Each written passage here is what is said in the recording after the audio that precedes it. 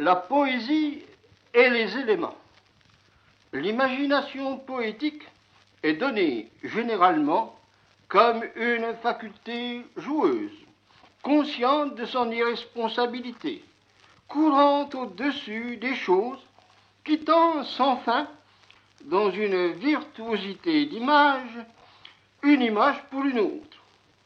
On la donne comme un besoin insatiable d'expression, besoin qui doit toujours trouver de nouvelles formes et de nouvelles couleurs.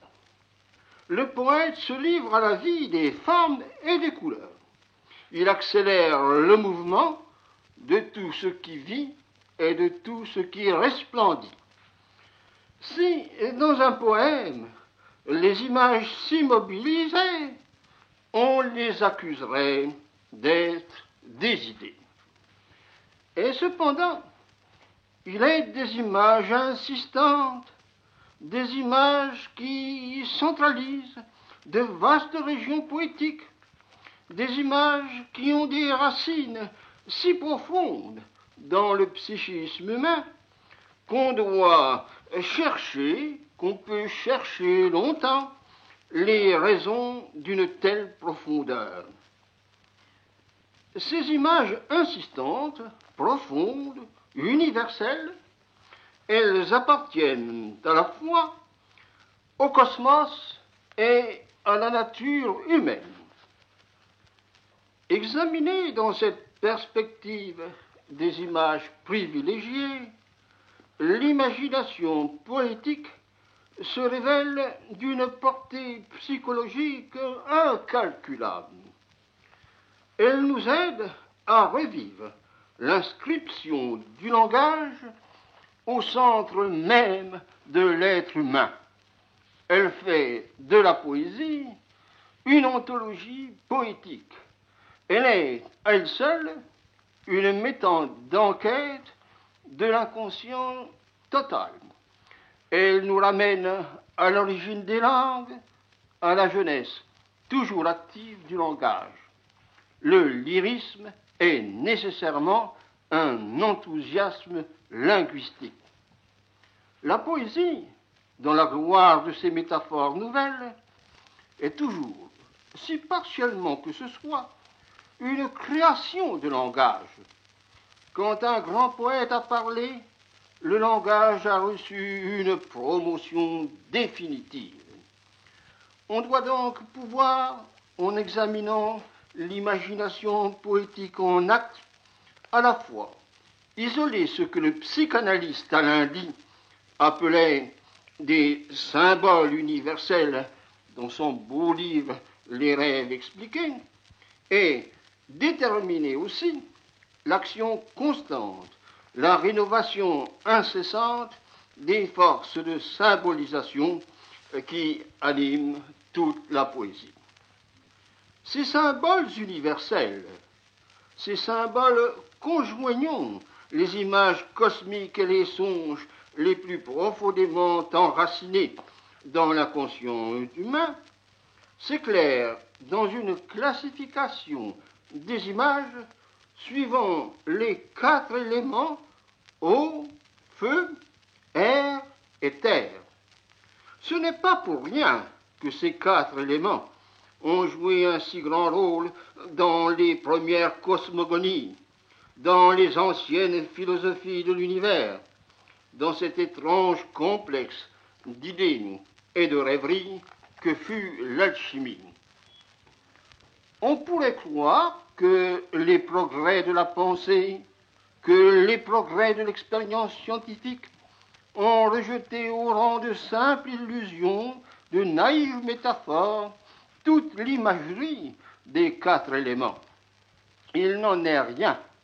Le feu, l'eau, la terre et l'air commandent des images dominantes, des images qui restent à la source de l'activité qui imagine le monde.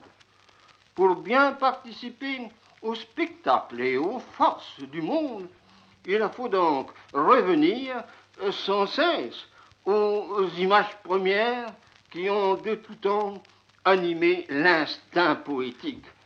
Dans l'âme du poète se renouvelle, aux heures d'inspiration sincère, en dehors de toute l'intellectualité de la culture, les images fondamentales des 4 éléments.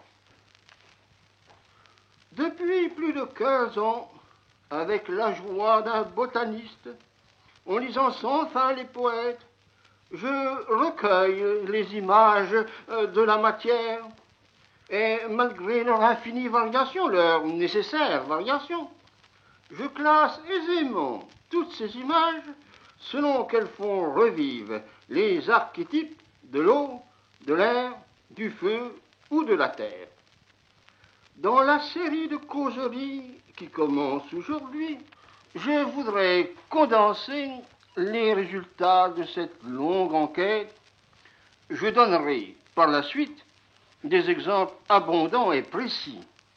Mais dans cette causerie d'introduction, il me semble utile de mettre en lumière un véritable réalisme de l'imagination, un réalisme qui veut dépasser les apparences, qui veut posséder le monde dans ses substances et le suivre dans ses forces intimes. Autrement dit, il faut nous rendre compte que nous imaginons directement la matière, par-delà les formes et les couleurs. En particulier, aussi bien que nos yeux, nos mains imaginent. Les forces latentes imaginaires donnent des résistances. Elles imaginent des résistances. Notre imagination dynamique, sur un mode épique, provoque l'univers. Et les tempéraments de l'homme se révèlent clairement dans ses préférences et dans ses antipathies pour des matières particulières. Les hommes imaginent plus qu'ils ne pensent. Ils ont alors des expressions qui dépassent leur pensée, qui dépassent la pensée. Pour la matière qu'ils aiment, ils ont des louanges qui sont des chants de poètes. Donnons un seul exemple. Un jour, Van Gogh reçut de son frère un morceau de craie de montagne. Il s'en sert en guise de crayon. Il admire le temps chaud du trait. C'est bien là, pense-t-il, la matière qui lui servirait pour rendre les champs labourés, le jardin qui vient en mars d'être bêché. Ne serait-ce pas un grand idéal que de peindre la terre avec un morceau de terre? Mais le peintre, dans sa joie d'avoir découvert la bonne matière, va-t-il se borner à des louanges de technicien? Non. Le voici tout de suite poète. Lisez cette lettre à son frère Théo. Je cite cette lettre. Il y a dans la craie de montagne une âme et une vie. Dans le crayon compté, je trouve quelque chose de mort. La craie de montagne, je dirais qu'elle comprend presque ce que l'on veut. Elle écoute avec intelligence et obéit. Et le crayon compté est indifférent et ne collabore pas. Et il ajoute plus loin, la craie de montagne a une véritable âme de zigogne. Sans doute, peu d'entre nous connaissent la craie de montagne. Mais cependant, en nous, quelque chose participe à la joie du peintre, à l'enthousiasme du peintre.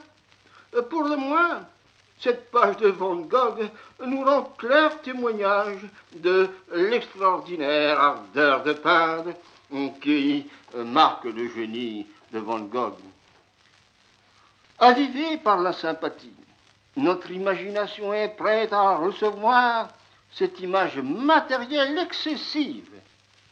Nous prenons le parti du peintre et nous souririons du censeur, du professeur de rhétorique qui voudrait nous ramener à des expressions plus mesurées.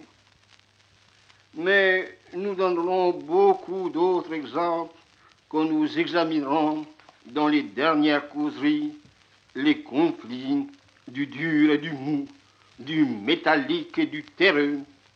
Nous voulions seulement, avec l'exemple de Van Gogh, donner une preuve du caractère direct de l'imagerie matérielle, de l'enthousiasme pour une matière privilégiée par l'imagination. Nous voudrions maintenant, dans une dernière partie de la présente causerie, insister sur une véritable dialectique qui anime l'imagination de chaque élément. En gros, les éléments sont à la fois des substances et des forces.